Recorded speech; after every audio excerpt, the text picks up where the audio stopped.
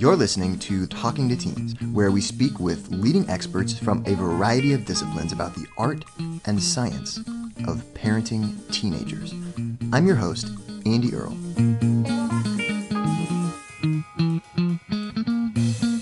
We're here today with Ron Fournier talking about the expectations we have for our kids and especially the expectation that they'll be normal. We want our kids to be normal, to have lots of friends, to fit in, to be popular. But at the same time, we want them to be geniuses and superstars and want them to be good at some kind of sport or extracurricular activity or really anything that can set them apart. And Ron went on a journey that really changed the way he thought about these types of parental expectations. And he wrote about it in a book called Love That Boy: What Two Presidents, 8 Road Trips, and My Son Taught Me About a Parent's Expectations. Ron spent a lot of his career as a journalist covering President Bill Clinton and George W. Bush and Barack Obama. He's the 4-time winner of the prestigious White House Correspondents Association Merriman Smith Memorial Award. And he also served as a fellow at the Harvard Institute of Politics, where he co-wrote the New York Times bestseller, Applebee's America. We're going to be speaking with Ron today about a year he spent with his son after learning that his son had Asperger's. He took Tyler all around the country to visit presidential sites and even to meet within an hour for President Clinton and President Bush. And he didn't just learn a lot about his son during the process, he learned a lot about parenting. What exactly did he learn? Well, that's the topic of today's episode. Ron, thank you so much for being here. Yeah, thank you for having me on, Andy. Well, so you've got a really powerful book here, man. You're talking all about this kind of trip that you took with your son and kind of getting to know him better after his Asperger's diagnosis, and really some cool stories in the book and really powerful journey that you take with the son, but also some really important points I think you make in here just about parents in general, especially in this country, and sort of the expectations that we have for our kids and what is all wrapped up in that. Can you talk a little about what kind of inspired you to write this book, or where all of this came from and what the process was like? I sure can. First, the title, Love That Boy, comes from President George Bush, an admonition he gave me in a story that I start the book with, where he realized my expectations for my son weren't lined up with the realities. Very intuitive moment with the president. The book was inspired not just by Tyler, my son, but really by my wife, Lori. I like to say Tyler is the star of the book, but Lori's the hero of it. Literally, as we walked out of the clinician's office with our fresh diagnosis that our 12-year-old boy was autistic, with at the time what they called Asperger's syndrome, high functioning autism. With tears in her beautiful blue eyes, she said, "You got to step up." And what she meant by that was I had spent a lot of time fulfilling my ego and chasing my dreams and fulfilling my duties as a single breadwinner, going around the world with presidents. I was covering the presidency in the White House for the Associated Press, and presidential candidates during the presidential years. I would go around the country, starting with Iowa and New Hampshire, and that took me away from the family a lot. And she said, "You got to step up and use this job that took you away from our family to connect with our son, youngest boy, Tyler." And literally, as we're getting in the car, she says, specifically what you're going to do, whether you want to or not, is at least one weekend a month, you're going to take a road trip with Tyler. She called them road trips. I called them guilt trips. Go to a presidential, yeah, isn't it great? Go to a presidential library or a presidential home, presidential historical site, because that's one thing we had in common. We didn't have sports in common, which is what I thought I had to have in common with my son. It's the only way I knew to parent. But he loves, still does to this day, loves history, and I was covering it, in effect, under my house. So off we went to spend about a year on the road together, me learning about him. He didn't really have to learn about me.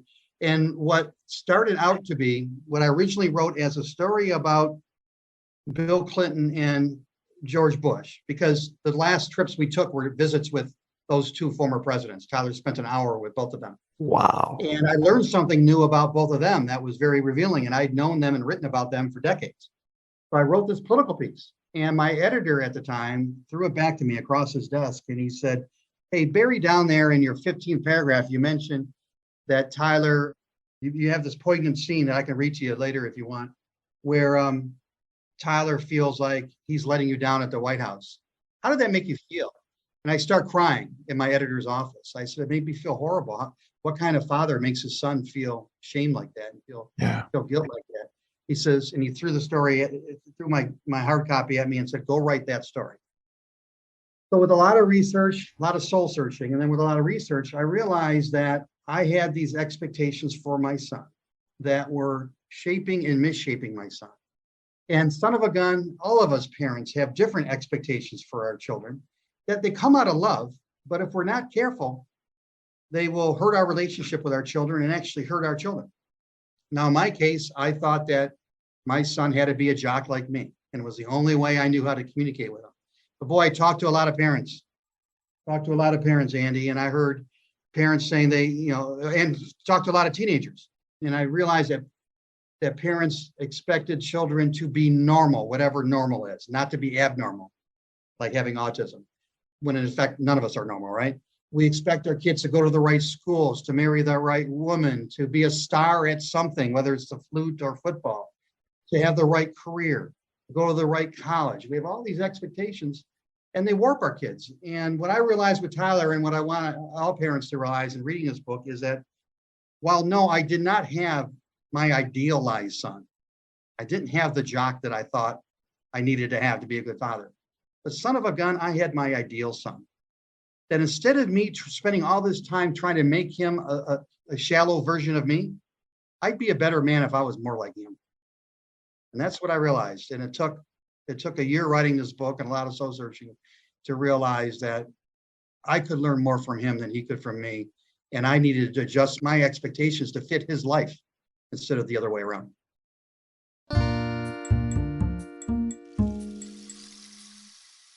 I think that's so common, is that we see our role as parents is to teach them something and to help them figure it out, when if we can flip our mindset to be learning from our kids and to be kind of almost alongside them on this journey and learning with them, that's really powerful.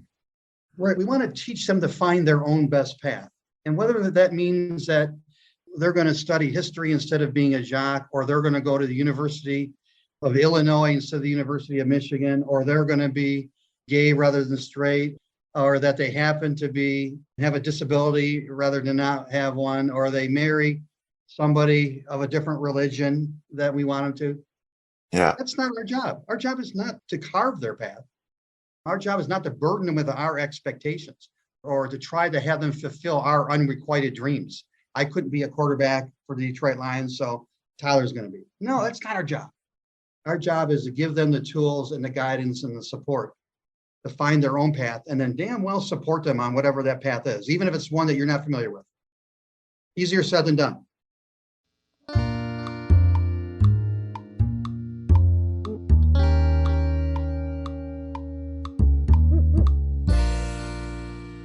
You talk about the dreams that we have for our kids, and you say they come from many places, and the first place is found within every parent.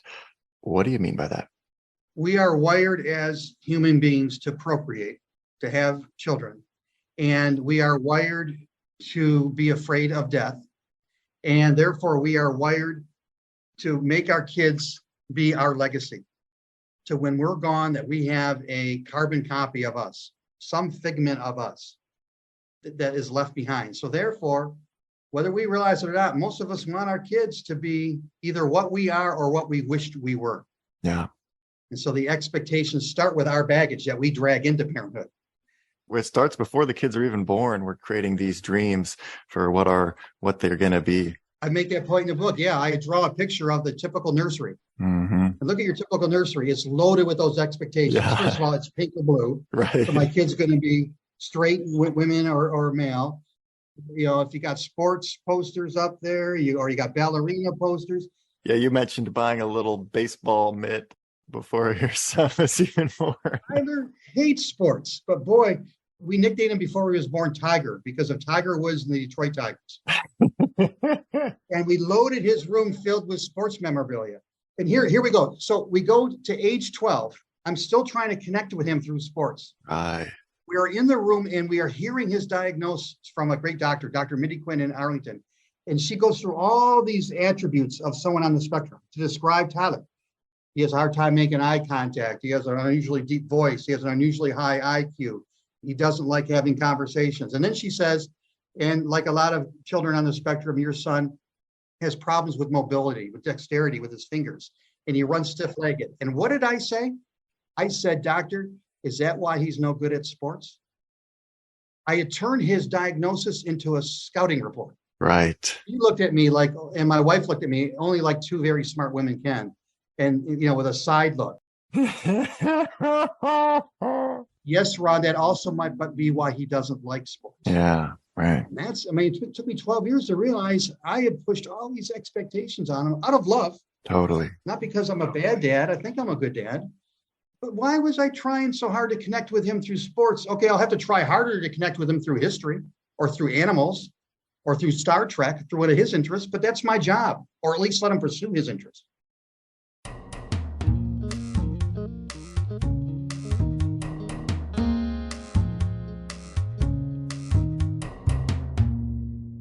You mentioned a lot of the different kind of categories of expectations that we have for our kids. And one of the big ones that you talk about in the book is being normal. And I guess just so natural that we just want our kids to fit in, to be just to be in the middle of the pack, kind of just to feel like normal and not to get made fun of, I guess, or that we fear so much that if they're weird or different, that they won't fit in and they won't be accepted and they'll be kind of ostracized or made fun of. And that's like such a core human thing. I feel like that's really hard to get past. That's the first chapter of the book. What I do is every chapter deals with one of our expectations. And I started with that one because it's fundamental and it's very representative. Yeah. It's fundamental because it's easier to get along in society if you're not seen as different. And it's universal because all of us, out of love, we want our children to fit in, as you say. So me wanting my Tyler to be normal is out of love. My wife saying, when all three of our children were born, do they have all their fingers? Yeah. Was out of love. But think of the expectation we're setting. First of all, it's impossible to be normal because there is no normal. There's no we are such all thing, unique differently. right? We are all snowflakes in the sense that every snowflake is different, right? So when you raise a child to be normal, you're raising a child to fail. What we've got to do instead is to help our children embrace their uniqueness. And in Tyler's case, one of his uniqueness is the fact that he's on the spectrum. Embrace it, and then help him navigate society and be proud of his uniqueness. And if you can, something I'm trying to do, at least on autism, I'm trying to change the world so the world will adapt to people like Tyler instead of changing people like Tiger to fit into the world. But that took a long time to do.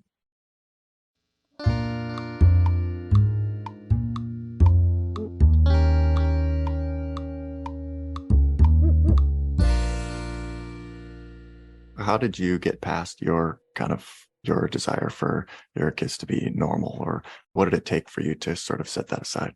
It was this book, writing this book was therapy. I know that's a cliche, but it really was. I spent a year on the road with Tyler thinking through this stuff. And then I spent 3 or 4 months writing a magazine article. And I already told you the process of that. And then another year and a half writing the book. And it was really writing the book. When I had to make the book work, I had to do research on each of these expectations to get the social science behind wanting what does normal mean and what is academic pressures, how does that affect kids? What is the real meaning of happiness? That's one of the chapters. And in doing so, I just word by word, research by research, I realized, and I can't remember the moment where it clicked in, where I realized, what the hell, none of us are normal. That it's an impossible goal to set for a kid because there is no cookie cutter human being. I'd be better off if I helped him be proud of who he is, proud enough that he could withstand the expectations of the rest of the society for him to be normal.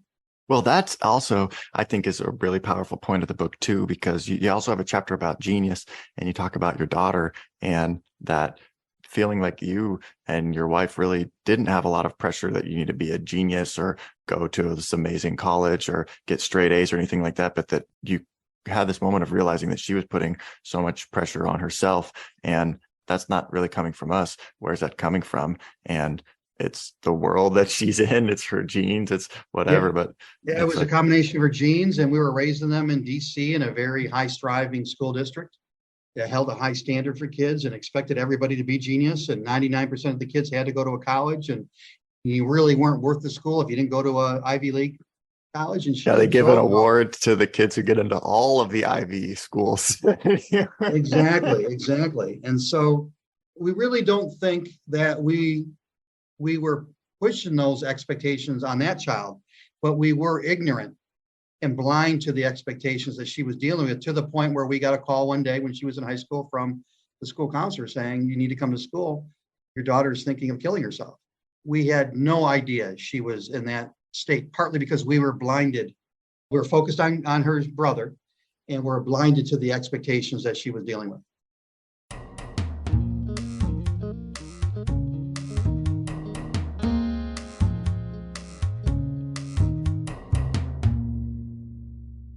Why do you talk in the book about counting your children's friends? Because that's another expectation that it's out of love. We want our children to fit in, to be normal, to be popular, Yeah. for all the reasons that we, on first blush, that's what we push for. So we are not the only parents who counted our children's friends. And one way we gauge how successful they were adopting was how many kids came to their birthday parties. Right. Yeah. Do the kids want to come hang out at our house on Right. the weekends and after And school? again, we do this because we love our kids. And this isn't, I'm not indicting parenthood or parents, but we have to Totally. be more Yeah. self-aware that, you know what, your child can be pretty happy, just like, by the way, you could be as an adult, with one really good friend, Yeah. a friend who does good things that are hard with you, a friend that sticks with you through thick and thin, a friend who gives you unconditional love, a friend who makes you better, a friend who you make better. You're better off as a human being with one friend like that than 1,000 what I call Facebook friends. Yeah. Transactional friends, friends who not just who are friends on social media, but friends who show up for a birthday party, or who come by your Christmas party if you're an adult, or who are a friend at Right. work. Transactional passing friends aren't the same as those really deep embedded friendships. And all of us, especially when you get to be adulthood, none of us have more than a handful of really true, deeply embedded friends. And we should help our kids identify and foster those friendships and be that kind of friend, rather than helping them collect a bunch of Facebook friends. That's the type of friends that we're really looking for when we're counting friends. We're just looking for, well, how many more is better. How many people say hi to me when I'm walking down the middle school hallway? Or Mm, how many yeah. people pat me on the back as an adult when I walk into the Detroit Athletic Club? This has always been a problem in society. Social media exacerbates it, because now we get that like and we get those endorphins. But it's always been a problem where we mistake that shallow friendship that feeds our ego and kicks off those endorphins. We mistake that with the friends that are so close they're almost family, the friends who tell you hard truths, who you can argue with and fight with, but still love. The friends that we have one set of very, very close friends in Washington, and they like to say, friends are the family you choose. Mm, The friend are the ones you choose, but you treat like family, and you I like make a that. member of your family. You're only going to get a handful of those in your life. What can we do to help our kids find those friends and be that kind of friend? That's much more valuable of a parenting lesson than how do you have 25 kids show up to your birthday party.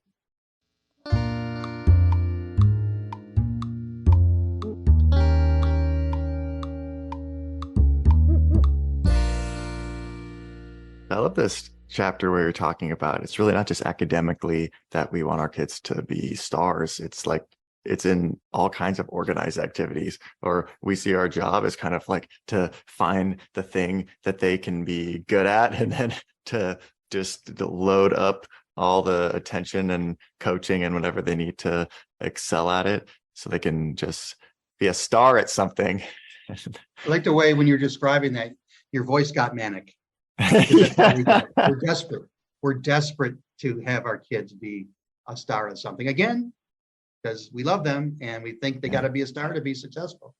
This was a good example of my editor really helping me out because I wanted to write about how I wanted my kids to be successful in sports because it was how I could bond with them. But Yeah. I had to make this book universal, and she's the one who said, "Don't you think we all want our kids to be stars at something?" And it dawned on Mm. me, yeah. And I'm thinking of my friends and the people I know. Yeah, we all want our kids to be high achiever in school, or to be the best flautist, or to be the best pianist, or to be. We want them to be best at something. Hey, we're here with Ron Fournier talking about the expectations parents have for our children and what we need to do about those. And we're not done yet. Here's a look at what's coming up in the second half of the show.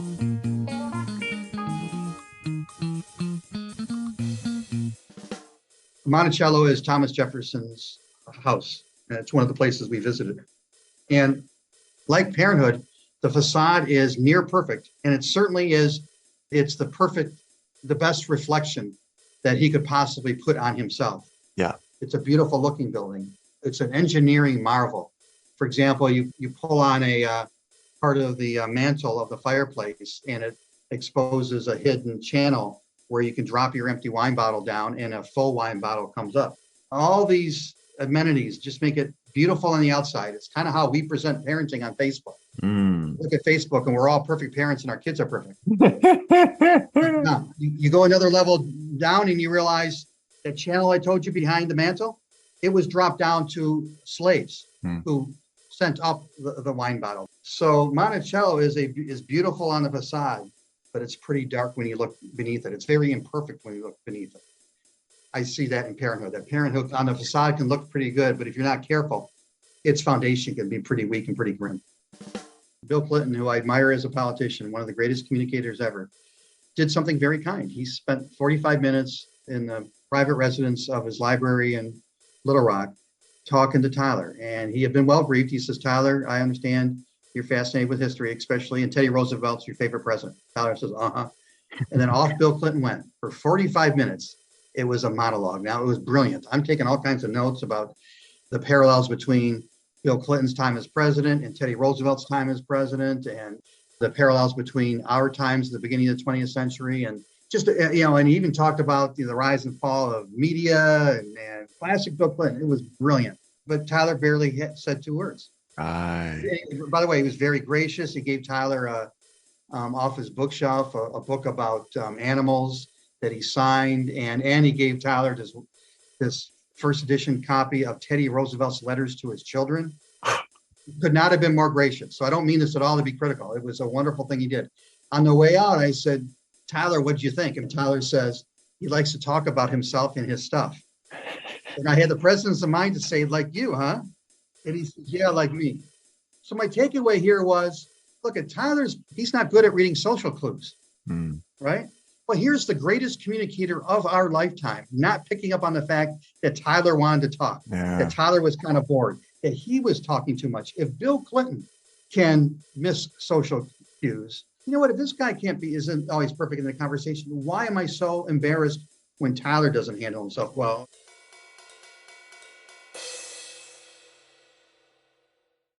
That's the one lesson there at the end, and embrace your inner Aspie. If we make different cool, the best gift we can give our children is to help them be confident and to celebrate what makes them different. Yeah. And whether that's a disability or a hobby or the way they look or the way they think or whatever makes your child different, whatever makes you different as a person is really what makes you special. And so, for Tyler, he now embraces the fact that he's autistic, and he's proud of the fact that he's autistic because it makes him some things that aren't normal, but also we don't have enough of in this world. He's extremely empathetic. Does he show it the way a neurotypical person does? No, but he's the most empathetic person I know. He's extremely smart. He's funny. What makes him different is what makes him special. And if you can raise your kids to realize that being different is cool and being normal is unrealistic, what a great gift that would be to give your kids. And it starts with you celebrating it with them from the moment even before they're born. Yeah. Yeah. Give them the space to be different. Give them the confidence to be different. Give them the power to be different. Give them the support to be different. Because at the end of the day, we're all freaking different. Want to hear the full interview? Sign up for a subscription today. You get access to all the interviews I've conducted, as well as new episodes weeks before the general public. It's completely affordable, and your subscription helps support the work we do here at Talking to Teens. Thanks for listening. I'll see you next time.